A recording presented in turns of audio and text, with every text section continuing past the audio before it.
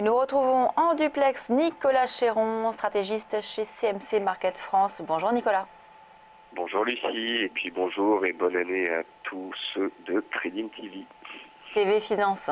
Merci, excusez-moi. Merci Nicolas. Alors, on va parler tout d'abord du CAC 40, première séance de l'année en baisse, forte baisse suite à la chute des bourses asiatiques, moins 1,86% actuellement sur le CAC. On est toujours aux alentours des 4005 à 4550 points. C'est un peu tendu là sur les marchés européens. Est-ce que vous estimez que c'est le signal finalement qu'on repasserait baissier sur les indices? Je rappelle que vous défendiez le rallye de fin d'année dernière semaine de décembre. Effectivement, Lucie, donc pendant les 2 dernières semaines de décembre, même si c'était un peu erratique, les cours ont été un peu soutenus par l'effet de fin d'année, les habillages de bilan.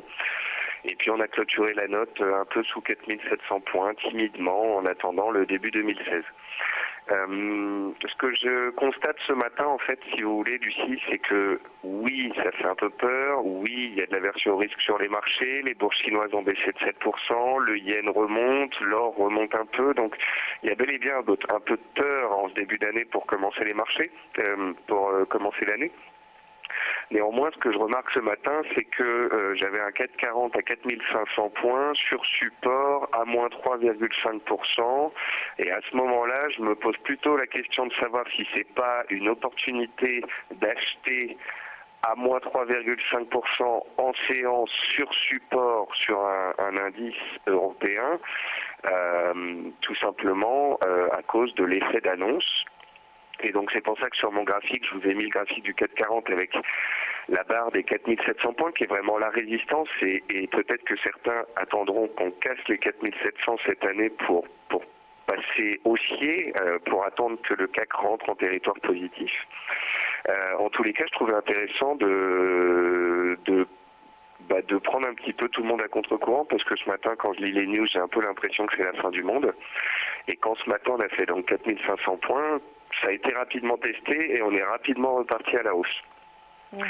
Alors comme je disais ce matin aussi sur Twitter, Lucie, on est la première séance de l'année, hein. On est le 4 janvier, donc on n'est pas obligé de trader aujourd'hui. On peut aussi tout simplement rester de côté. Mais l'idée de mon graphique CAC 40 de ce matin, c'était de dire on vient de toucher un support, c'est peut-être un point bas, auquel cas c'est une opportunité de rentrer en promotion à moins 3,5 depuis le début de l'année, sachant que début janvier, généralement, ça se passe pas trop mal. Mais on dit souvent aussi que lorsque le mois de décembre est mauvais statistiquement, eh bien c'est aussi annonciateur d'un mauvais mois de janvier, enfin en tout cas de premier mois plutôt baissier sur les marchés. Est-ce que ça pourrait donc se confirmer cette année selon vous? Ouais, c'est possible. Pardon? C'est possible et surtout, on dit souvent que lorsque les premières semaines, les premiers jours de janvier sont négatifs, eh bien le mois de janvier a tendance à être négatif. Donc avec une ouverture à moins 3 sur les marchés européens, on peut dire que là, en tous les cas, ça commence du mauvais pied, c'est certain. Bon, pas de panique, mais bon, il faut rester prudent donc sur ces marchés européens. Ah ben, Lucie, soyons clairs. Maintenant que on a passé les fêtes, maintenant que les investisseurs théoriquement avaient allégé leur portefeuille et étaient partis tranquillement en vacances, on va pas se presser.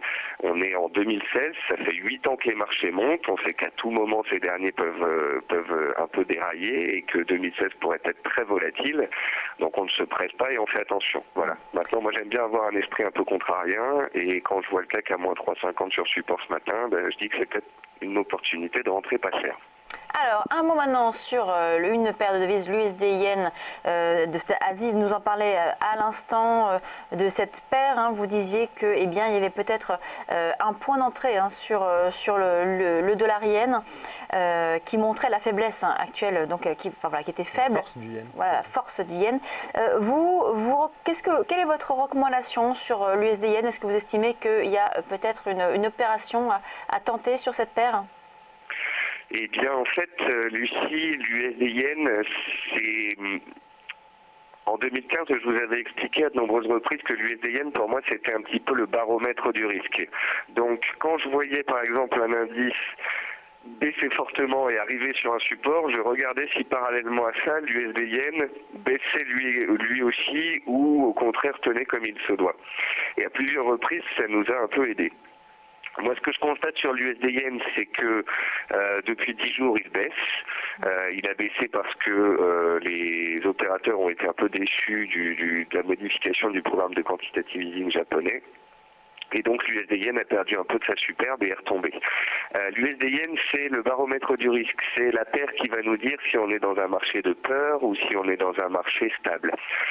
Donc ce matin, forcément, quand tout le monde se fait peur, on est à moins 3,5, l'USD Yen baisse très nettement et arrive sur la zone des 118,50.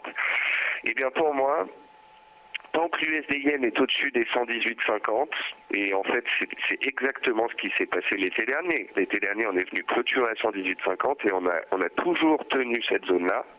Tant qu'on sera au-dessus de cette zone-là, on est dans un marché normal, on va dire. Un marché un petit peu tendu, un petit peu volatile, mais normal, avec un USD Yen stable, et on tient la zone des 118,50.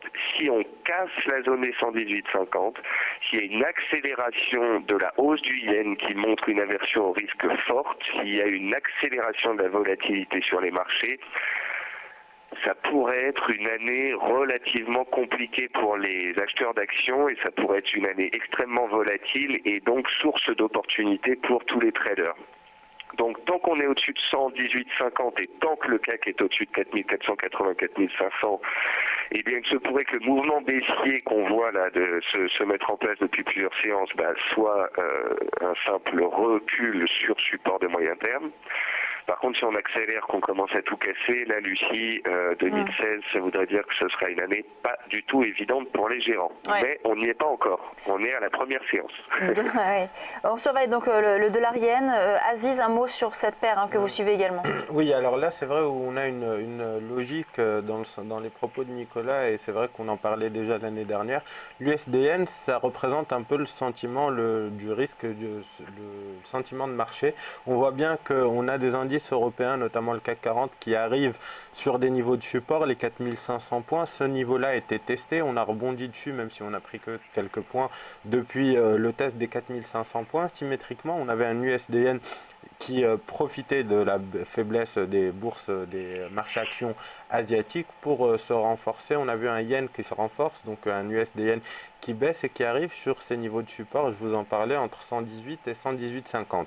Alors, tant qu'on est dans cette configuration, c'est vrai qu'il est encore un peu trop tôt pour tirer toutes les sonnettes d'alarme. Mais Nicolas le disait, on est au début de l'année, on est sur cette zone transitoire, il faut donc être très prudent et puis surveiller un éventuel rebond, parce que si rebond il y avait, ça pourrait donner lieu à de très belles opportunités, effectivement. Mais on n'en est pas là encore. Nicolas, il reste 10 secondes pour parler de l'or. Est-ce que c'est un actif sur lequel on peut revenir aujourd'hui ? Non, l'or n'est pas un actif sur lequel on peut théoriquement revenir aujourd'hui.